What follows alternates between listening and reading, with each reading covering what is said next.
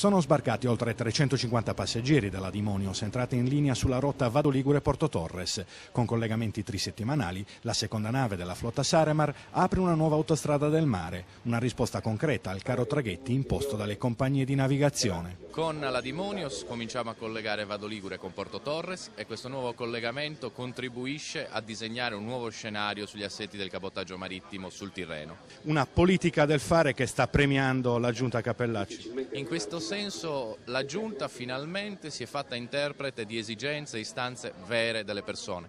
Poi tutto è perfettibile, si possono fare critiche, ma si critica una cosa che c'è. Altre volte sono criticate le intenzioni. Intanto, nonostante l'azione calmierante della Saremar, gli effetti del caro traghetti sul comparto turistico cominciano a farsi sentire. Ad oggi sono quasi 18.000 i biglietti venduti dalla Saremar, ma nessuno si abbandona a facili entusiasmi. La nascita di Scinto e Dimonios è un punto di partenza, non un punto d'arrivo. Il vero obiettivo è Tirrenia, il vero obiettivo è dare continuità per 12 mesi all'anno a un nuovo sistema di trasporti più efficace e più efficiente.